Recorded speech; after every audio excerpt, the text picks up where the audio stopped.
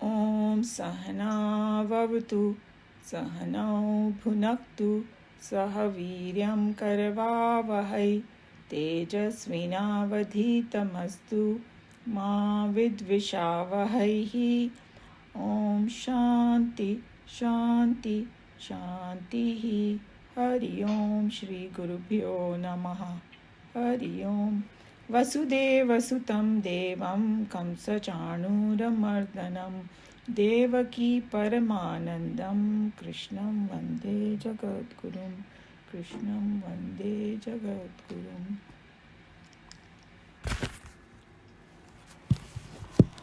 So we are on verse 10 of Bhagavad Gita of chapter 6, chapter on meditation. So we finished 9. Let's see, Manju has to be muted. Okay, we finished 9, where Krishna Bhagwan was talking about the person who reaches the highest state, how he behaves with different kinds of people in the world. So, the person who is at the highest state, this is how he'll behave, but for us it becomes like a sadhana, that we should strive for it. That's where the whole important thing is. It sounds very difficult, but if they can do it, that if you want to reach there, then we got to strive for it. And the English translation of the verse that we did last time is, he who is of the same mind to the good-hearted friends, enemies, the indifferent, the neutral, the hateful, relatives, the righteous, and the unrighteous excels. So in this, by describing all these kind of people, he has told about the whole spectrum of people that we come across in our life. So that was the last verse. And then here Swamiji has a point before we start the 10th, verse 10. Through what method can one attain this highest goal and assure for oneself the surest result? It is explained. So one more step in the sadhana. After you reach a certain stage, what you're supposed to do. That's what is described in 10 now. So I'm going to chant. Yogi yujjita satatam atmanam rahasi sthitaha ekaki yat chittatma nirashira parigraha. Yogi. So here yogi means dhyana yogi, because yogi is the one who is striving to unite with the highest, and yogi can be karma yogi, bhakti yogi, or gnana yogi. Here they are talking about the meditator, basically referring to the meditator. Yujjitaha, let him keep the mind steady. That's what yujjita means, keeping mind steady. Satatam is constantly. Atmanam, self. Rahasi. Rahasi means in solitude. So there are certain words in Sanskrit, it's very hard to completely describe it in English. Rahasi, rahasyamay bhi hai thoda sa, and we will see what Swamiji has to say about it. But general translation is in solitude, being alone somewhere. Sthita, remaining. Ekaki. Ekaki is alone too. So there is a slight difference between solitude and ekaki, and we will see, when we are seeing the meaning in detail, then we will go little differences in both.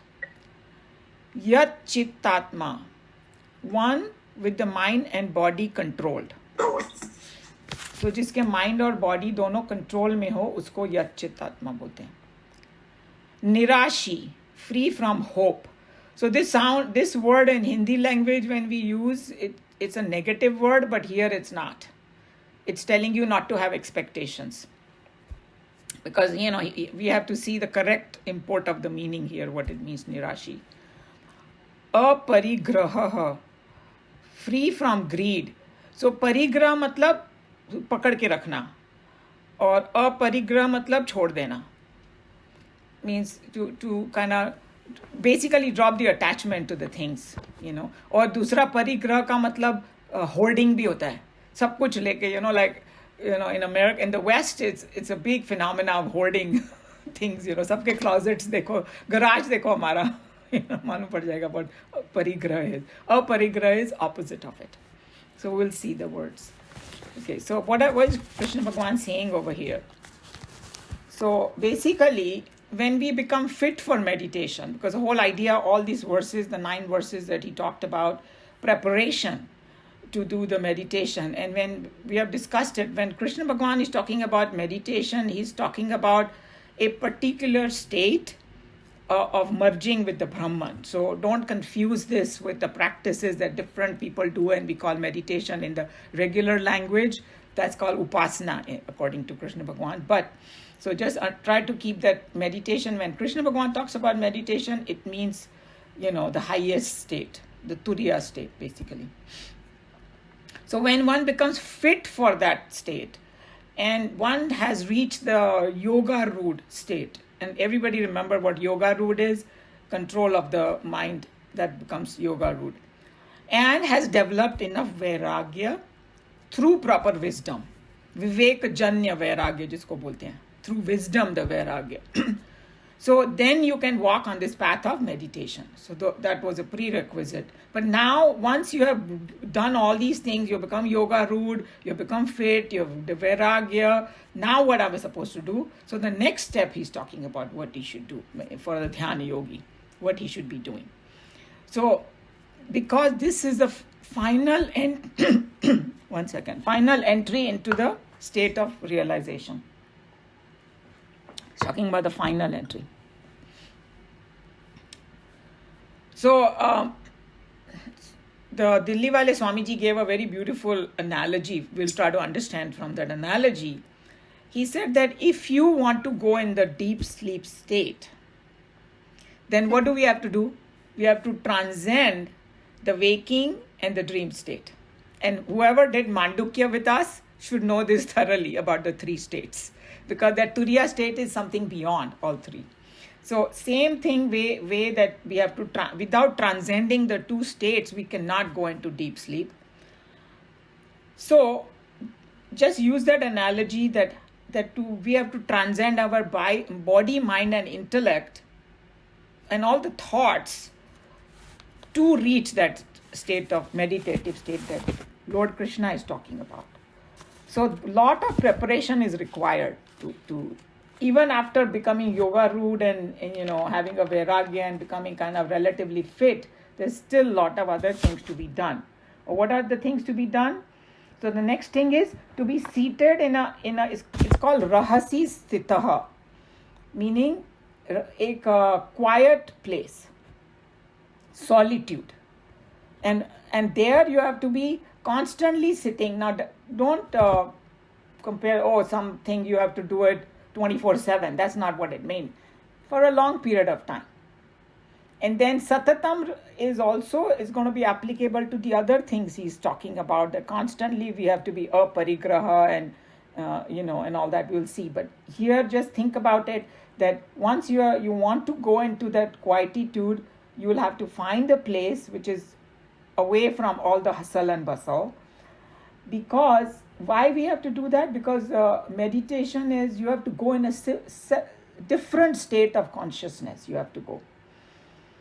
So now let's look at the other things that we do to reach that state. So sometimes, let's compare the waking state to this final meditative state he's talking about. Waking state is when we become aware of the world through our senses. That is the waking state. What is a dream state? Dream state is our mind is active in the dream state. And what is deep sleep? Deep sleep is when we identify with the impressions of the past. And whoever has done Mandukya in this group, remember that you are totally absorbed in that state. So it's like an experience of nothingness, basically. You can call it. It's hard to describe, but everybody has experienced deep sleep. Because that's where we feel so relaxed and so happy and good that when we wake up, say, wow, I had a great sleep, if we had a deep sleep. So what he's was trying to explain, Nikhilanandji, that the meditation is actually different from all these three states. Waking, dreaming, and deep sleep. So because the reason he was saying that, because sometimes in our upasana, people will imagine all kind of divine imagination. Maybe like if I love Krishna Bhagwan, then I'll take Krishna Bhagwan's murti in front of my eyes and all that. So it's more like a dream state only, because I'm using it with my mind. I'm closing my eyes and just a kind of an analogy that's not what they're talking about when they're talking about that meditation state. So he's saying that if I do that, then it is more like a wakeful dream only. Okay, it's just all those wonderful images. They can be helpful to reach that final state, but that's not the final state. That's all we are trying to remember. Or some people do the tratak type of thing, right? They open their eyes and they are staring at something, and they call it meditation. So that one is also not the state they're talking about, because there you are experiencing something with your senses. So that's a waking state actually, not the final meditation. And then so anything you are dreaming through the mind or imagining through the mind, that's like a dream state. And the other thing, wakeful, if you are staring at something, that's an awake state. And deep sleep is when you go in some kind of trance, you can call it. And so that's not, because saying some people might do that. They fall asleep and they may be thinking they are meditating, but they're not. He was just telling you what meditation is not. So basically, you have to transcend all and go beyond all the three. None of them are that. And when does it happen? When the mind becomes completely quiet. So when the mind becomes dull, that's not going to be called the meditation, because then you will fall asleep. And when mind is imagining, then also it's dream, and sense is active, then it's waking. When mind transcend all these things, then you become totally quiet. Okay. What do we have to do to make that mind quiet like that? Obviously, what we have learned is, first step is karma yoga. Second is gain the knowledge intellectually. Third step is meditation. So in meditation, Lord Krishna is telling you to pay attention to yourself, shifting your attention to yourself. And what that self is, that with the capital S, not like trying to be like selfish or something, but who am I, that kind of thing, So you are withdrawing from the world and putting attention on yourself. And this kind of practice he has to do satatam. Continuously he has to do this when he's sitting for this. So anything else you do, it falls under upasana. And he also talked about, some people will concentrate on chakras. Today Kamlaji is not there. She knows a lot about chakras and she always talks about it. Or breathing, or some image that is called dharana. That 8 limbs of yoga is there. Yam, niyam, asan, and all that. And then you keep going with dhyan, dharana, samadhi. Dharana, dhyan, samadhi. Okay, dharana is more like concentrating on something.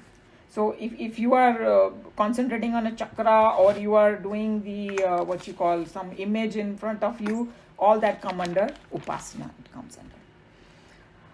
So when Bhagavan talks about the dhyan, it is shifting your attention, like we said, from your own self. How do we learn that? We learn this from scriptures. So that's why Bhagavad Gita. And when Krishna Bhagavan talks about Bhagavad Gita, it's a sar of all the scriptures of the Upanishad. So it's not just, I'm saying it. No, he says wise people say it. So we have to pay attention to that. And then what is that self? We have already learned quite a few things, and next 6 chapters we'll be learning even more. Basically, Satyam, Jnanam, Anantam, Satchidanand. We have learned all these things. That's what the self he's talking about. So now let's look at the other words. Rahasi. Rahasi means it's not a group activity. Because a lot of times, people do group things. Maybe helpful to a certain point. Eventually, you have to move to individual. So it has to be followed individually. So group activity, again, it will fall under upasana.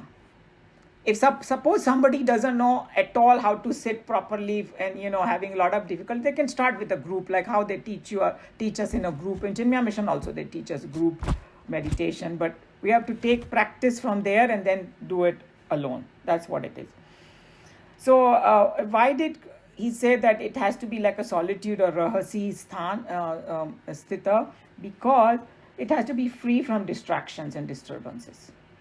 Because suppose even in a group activity you're doing it, other people's noises can, koi khas raha hai, koi kuch karta hai, it all disturbs you.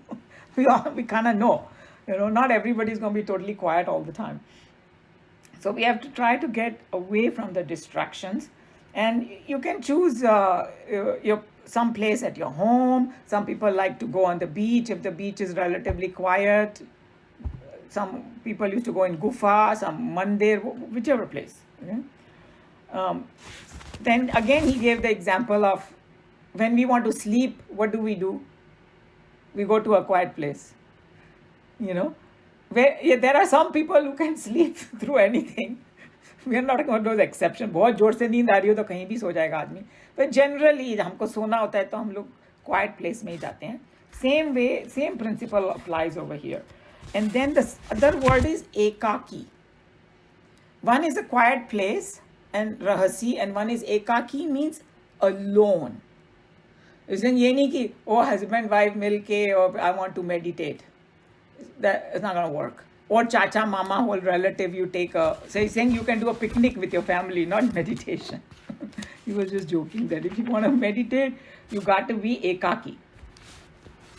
And he's saying that somebody might say, hey, I'm very afraid to be totally alone in solitude, and be alone. So then he said, Nikhil Anjali said, that means you're not fit for meditation. Simple. First learn to be alone, So why do we need to be alone? Because we're trying to understand what that Atma is, or what that self is. And, that is like nature of pure consciousness, which is deathless, birthless, and become free of fear. That is another thing that we are, that's why we need to learn to be by ourselves. We're trying to overcome all these things. And then ekaki has a double meaning also. Not only physically ekaki, but mentally drop everything. So when we were, the other words are coming to support it. So no baggage of the past. Complete dropping of everything. And no anxiety of the future either. Aage kya hoga, ye hoga. All of that needs to be dropped. That means you have to drop all memories, experiences, thoughts of people, their ideas. Everything needs to be dropped if you want to reach that higher state. And then the next word is yat chittatma. So mind and body under control. And we have seen many methods how to do that. In chapter 3, detail mein unhone bataya, 3, 4, 5 vagara mein, that how you have to not come under the sway of your likes and dislikes and all, to control our senses and mind and all that. And the last word, 2 words are nirashi. Nirashi, as I say, हम लोग हिंदी में बोलते हैं वो person तो बहुत निराश हो गया, वैसे depressed हो गया. No, that's not the meaning over here. The meaning over here is free from expectation and imagination of future gain, जिसको बोलते हैं संस्कृत में तृष्णा रहित, और इंग्लिश में बोलेंगे no thirst or craving, clinging thing of craving of something. None of that. You just drop everything. So, and he even talked about that spiritual craving should not be drop also. What are spiritual craving? Oh, मेरे को कोई सिद्धि मिल जाए ये, or like कुछ ऐसा power मिल जाए, I want to read somebody's mind, and all those kind of things. Or I want to walk on water. God knows, some people can have some all kind of crazy ideas that by doing this meditation. No, whether it's ordinary or extraordinary thing, all cravings have to be stopped. Or if I कुछ higher loka मिल जाएगा, like that. None of that. So because you drop all the craving and attention on the self, and the only thing is recognize and realizing the self, and no other desire has to be there. That's what nirashi means. परिग्रह अपरिग्रह actually. सो परिग्रह बोलते हैं possess करने को.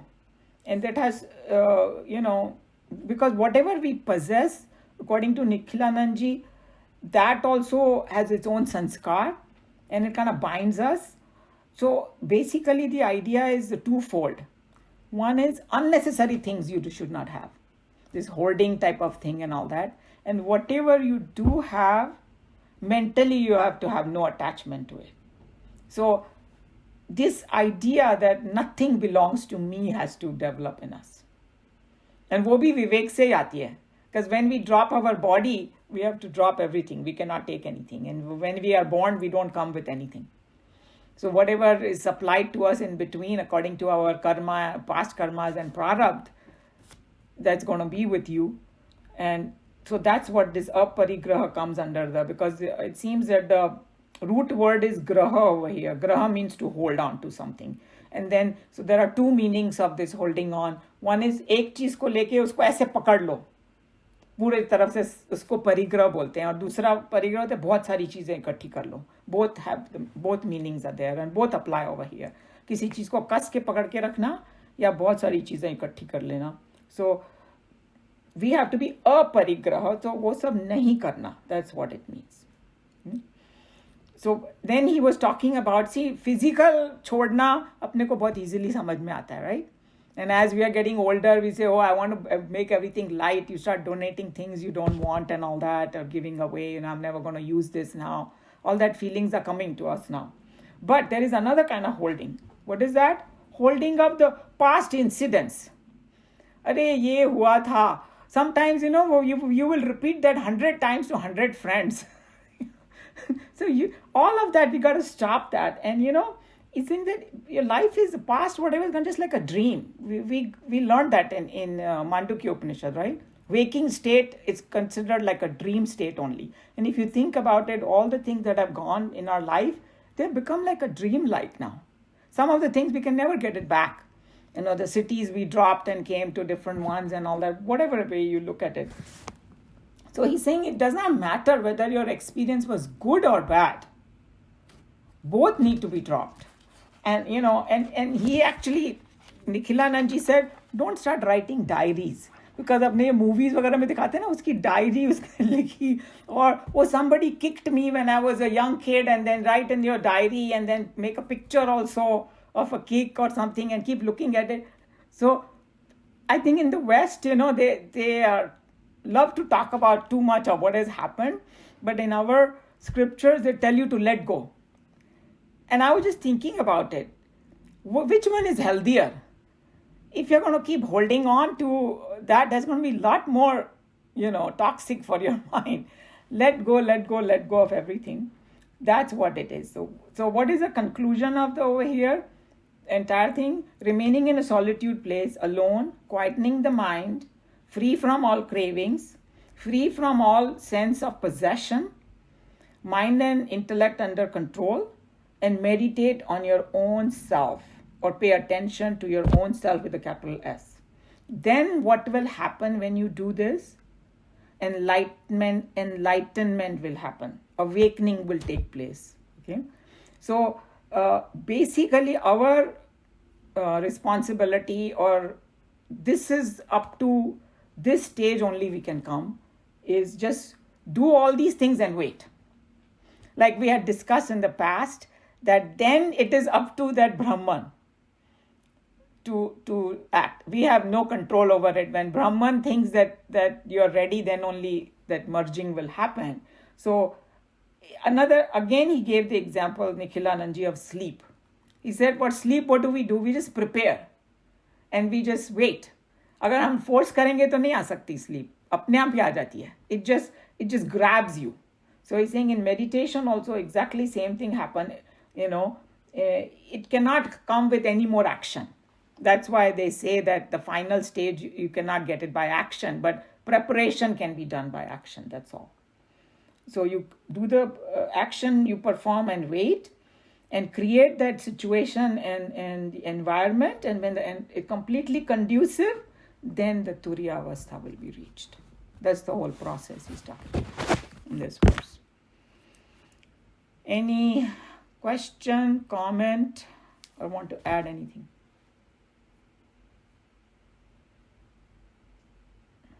Yeah, Dr. Prabhakar. Just a few things we want to have a clarity.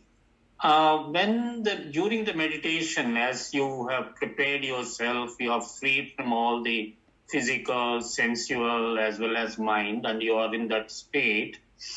And are you aware of anything, or are you conscious of anything, or are you in that deep? I mean, you said deep sleep.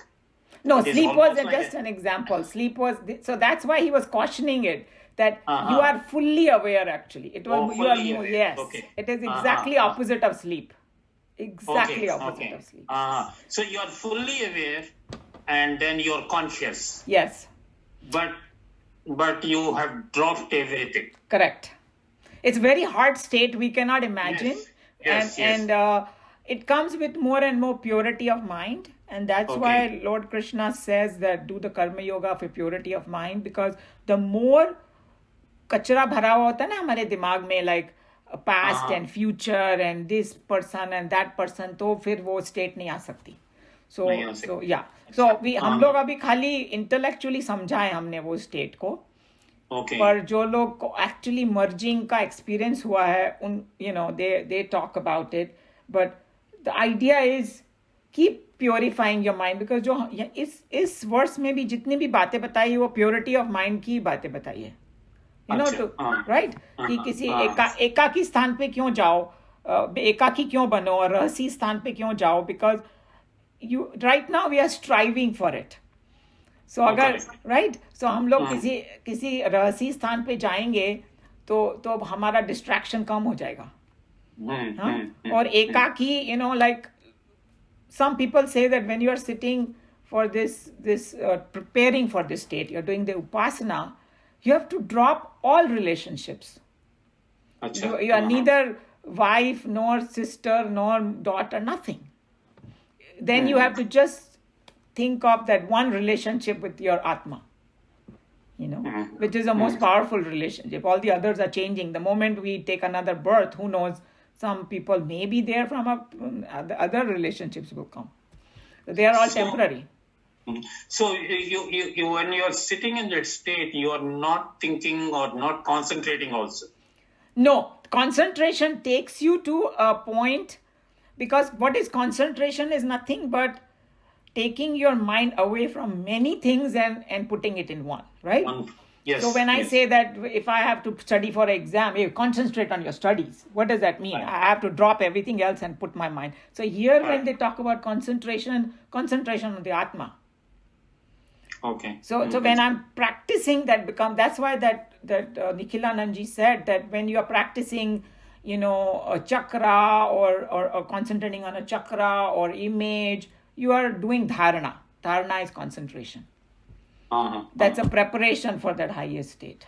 So do you need to drop even concentration? At the end, I think that it will start dropping automatically. Because if you think about it, if you too much think about concentration, it cannot be done. Okay. You start getting a headache, like it has to be done naturally. Okay. Otherwise it will not work. So at this stage, I think the most important thing we can do is just keep that in mind, that purity of mind is our goal. Okay. Thank you. Thank you. Anybody has any other point? Okay. If not, we can read. And since Meeraji is back, if she feels up to it, she can read. I'd be happy to.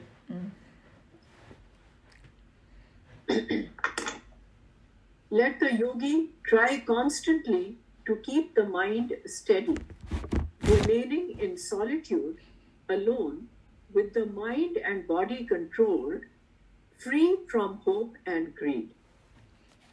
The last few stanzas expound and explain such a wondrous goal of life that no reader of the Geeta with intelligence and enthusiasm can stand away from the compelling charm of its beauteous space. Arjun seems to have expressed an eagerness to know the ways and means by which this indomitable inward equilibrium can be achieved by him for his own constant experience. As an answer to his eager looks, Krishna explains in his own words how an individual can slowly grow to maintain himself finally in the spirit of consummate love for all at all times. I know this language is so, Miraji probably can understand more. But anyway, basically all he's trying to say is that, remember that this indomitable inward equilibrium means keeping that samatvam. हमने किया था ना समत्वम योगा उच्यते, keeping the balance of mind जो किसी से shake नहीं हो. और वो तभी वो जो प्रीवियस वर्सेस दिए गए हैं ना कि भाई वो सबको समान देखता है, नॉट व्यवहार में वो करेगा डिफरेंट व्यवहार, बट ही सीज द आत्मा इन everybody and his mind doesn't get disturb by the ups and downs in his life. वो समत्वम मेरे को कैसे मिले वो अर्जुन को, बिकॉज उसने सुन तो लिया कि भाई समत्वम चाहिए, लेकिन वो कैसे मिले वो जानना चाहता है, और वो ये वर्स में बताया गया है. Basically that's what he is saying.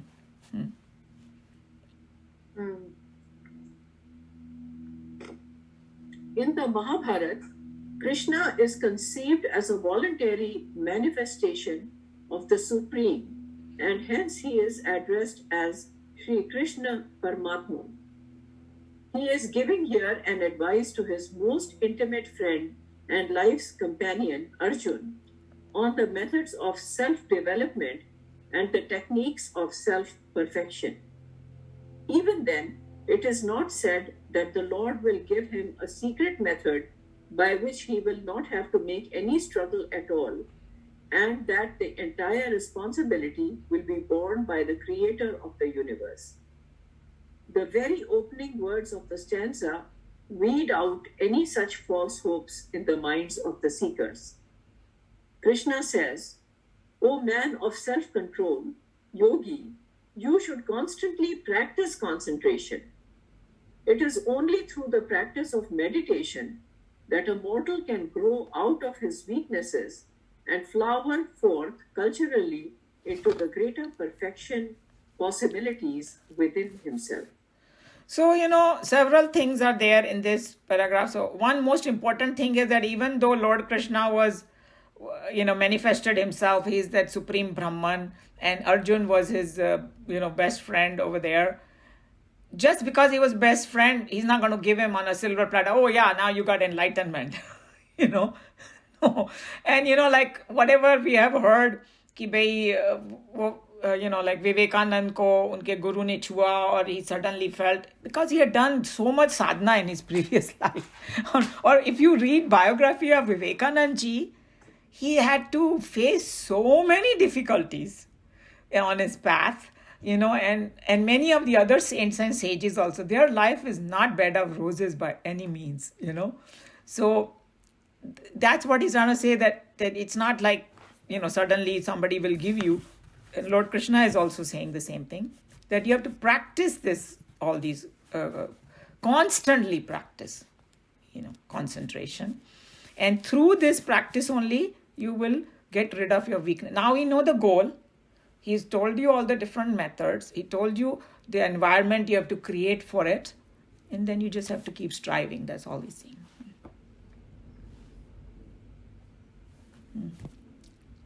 Miraji, you can read further. I think something froze with her because... Miraji, are you there?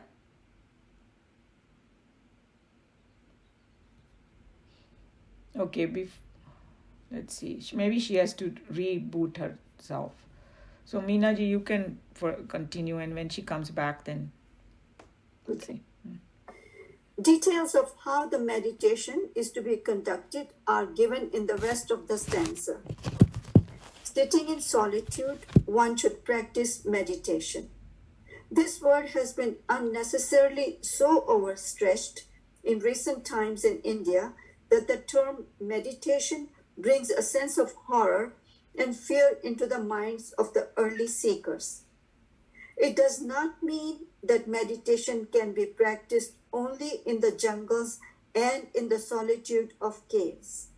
It only means that in his home, the seeker should try to withdraw himself from his mental and physical preoccupations and should retire to a corner in his house for the purpose of his early meditation.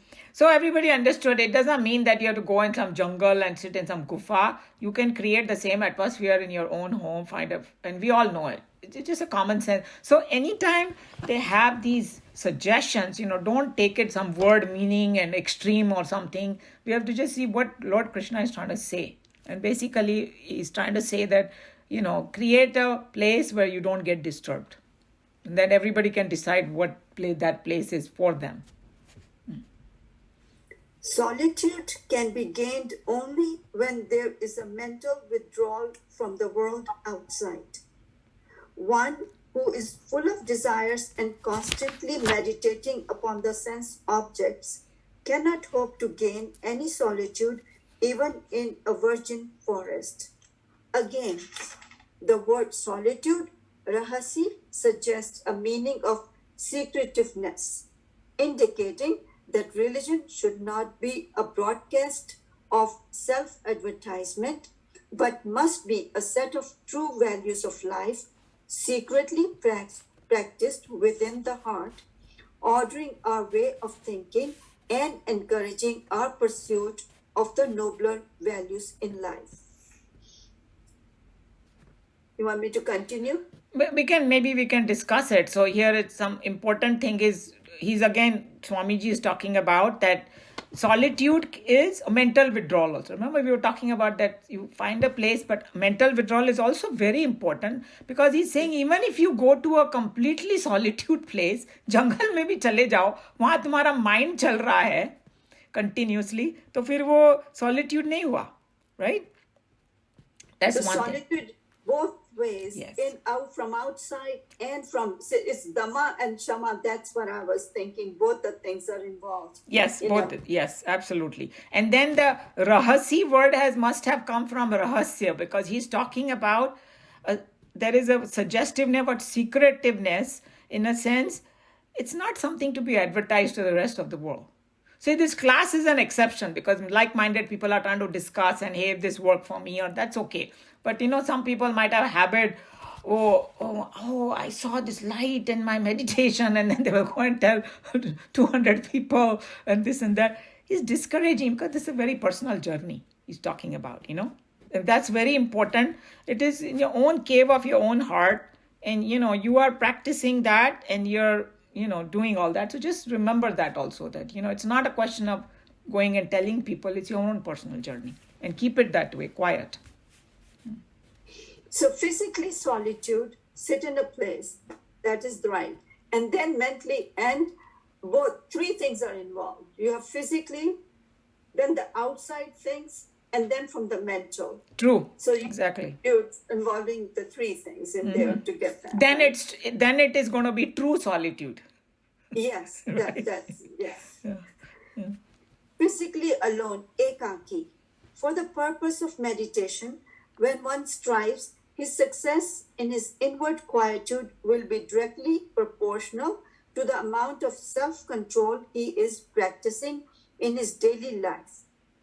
Self-control is not possible unless we know how to free ourselves from the eagerness to possess and the anxiety to hoard.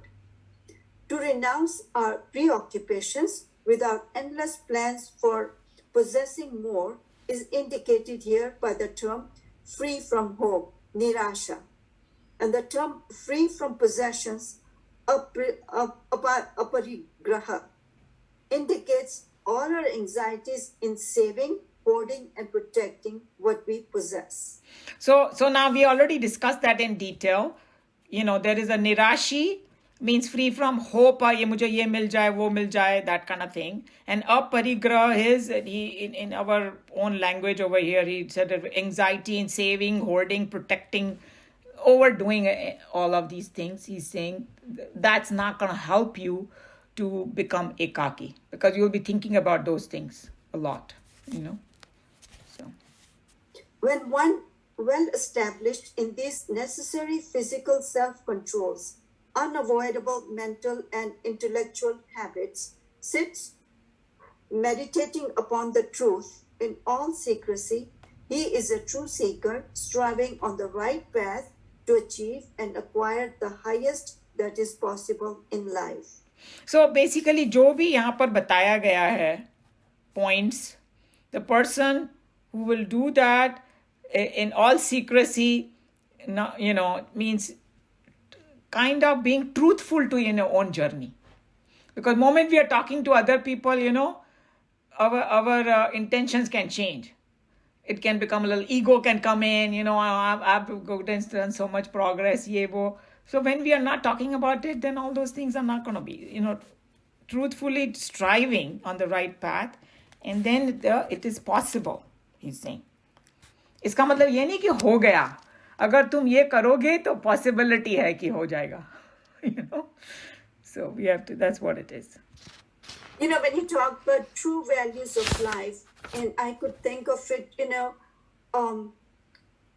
what we think, and we can judge ourselves, or introspect. As soon as something happens, you can see whether you're true to yourself or not. You don't have to say, oh, I wasn't true, but inwardly that you weren't. And that's where you need to practice or something. So Correct. there are a lot of things that those are the things I think they mention about. The secrecy, that means you don't have to indicate, but you know yourself. That's why they say ki, when we do something wrong, even when we hurt somebody's feeling, our own conscience pricks us. Yeah. Nobody needs to tell us. Out of ego, we may not admit. Yes. Okay? Yes. But it will. And then the other thing that very important that I thought, that they say a true character of a person is what he does when nobody is watching. Yes. That is a true character of a person. Yeah. Not when other people are watching, oh, I want to be this goody, then that's not. When nobody is watching, you're doing it just for your own self, Yes. because you believe in that value or something, All those things come in this ekaki thing, Yeah, that's what it is. Yeah, exactly. But when it breaks, and that is a reminder that my ego is still there. Mm-hmm. That, if it hurts, who's hurting? Right. So Exactly. everything reminds you. If you literally take it, everything reminds you. And everything, you can practice then, whatever they're saying, how to practice. Correct. I think. And that's why I think that Swamiji's point over here about that rahasi, that it has a meaning of secretiveness is pointing to that. That, yeah. And also, like when we were doing it in our study group, I wrote down over here, attitude of gratitude is helps over here. Because, usually, I don't have this, I don't have that. Then your mind is always disturbed. But if somebody develops that attitude of gratitude, it'll be easier to drop all that, the last two things, especially nirashi and aparigraha. It'll become easier to do those things. Yeah. Anybody has any question, comment, or want to add anything?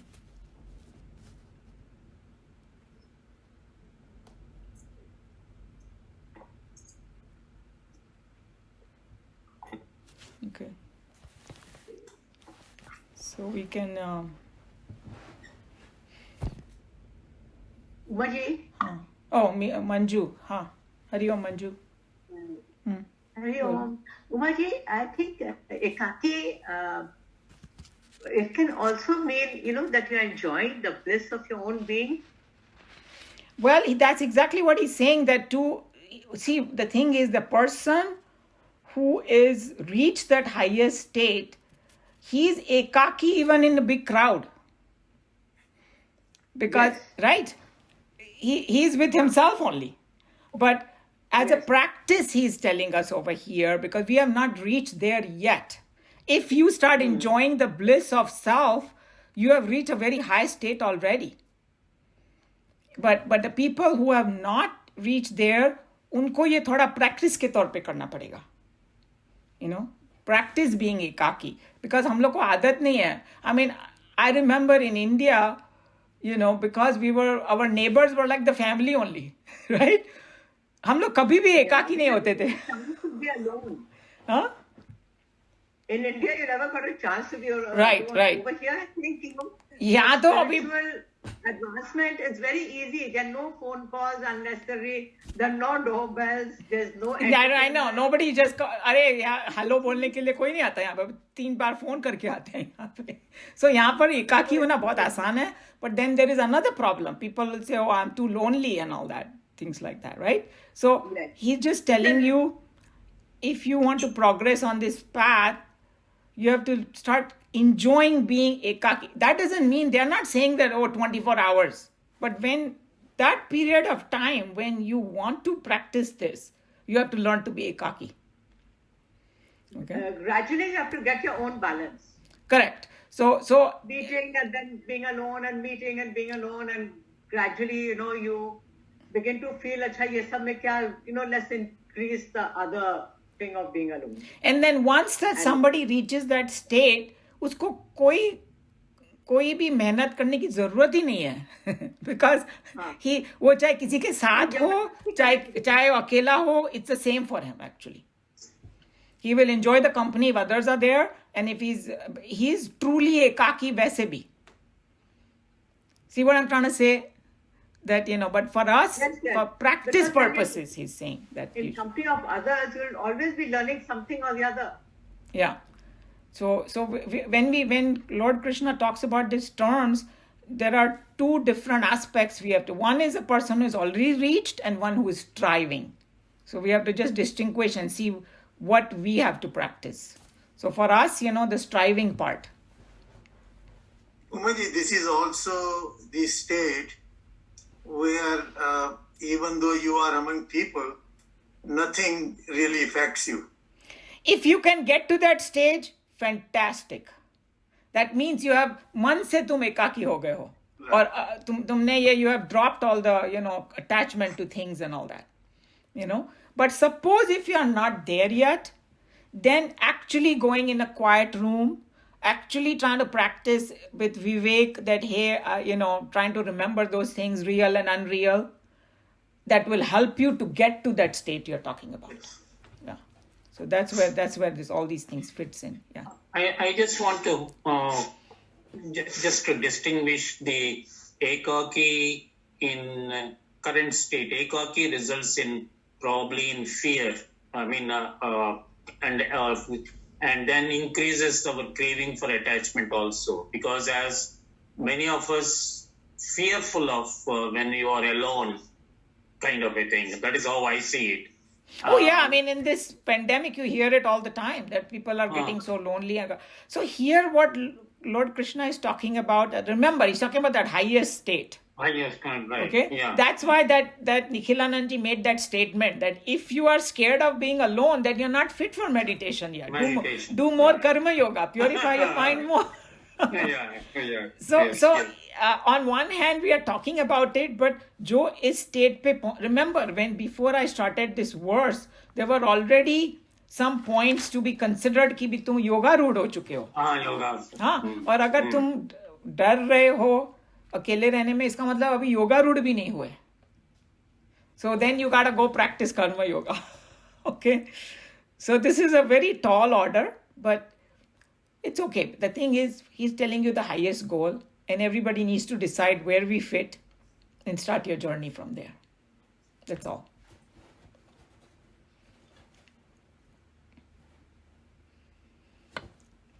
Okay, any other point? There is one other paragraph. Do you want me to read it? This is for the next. It is for the next, but you can read it, so we'll be prepared next time. That's fine. Read it. Okay. Now, in the sequel, the Lord proceeds to prescribe for the yoga practitioner particular modes of sitting, eating, recreation, and the like. There are aids to yoga. First of all, he explains the mode of sitting as follows.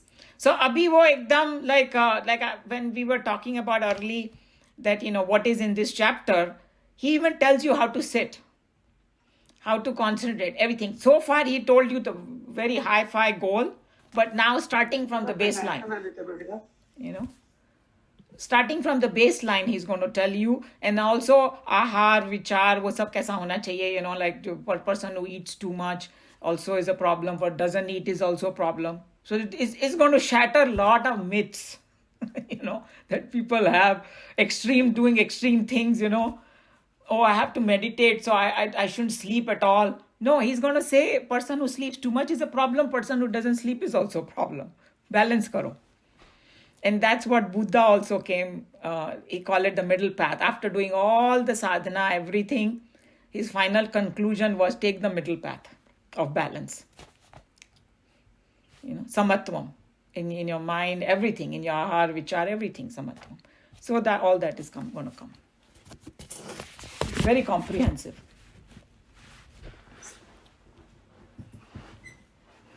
My apologies, I lost connection. Yeah, sorry, we figured it out because firstly your image froze over there, and then so I said I know you were having some difficult. No problem. This is electronic thing. We all know it happens to everybody. God didn't want me to be in the full class today, so I'm going to get back into it. You can certainly read the next Kathopanishad. You can read again. Oh no, that's fine. I mean, I just wanted to explain why I disappeared. So we know you didn't leave us, Meeraji. We know that. Okay, so I'm going to close Bhagavad Gita here and we'll go to Kathopanishad. Sarva dharman parityajya mamekam sharanam vraja aham tva sarva papebhya moksha ishyami ma shuchah. Harihi Om Shri Gurubhyo Namaha. Harihi Om.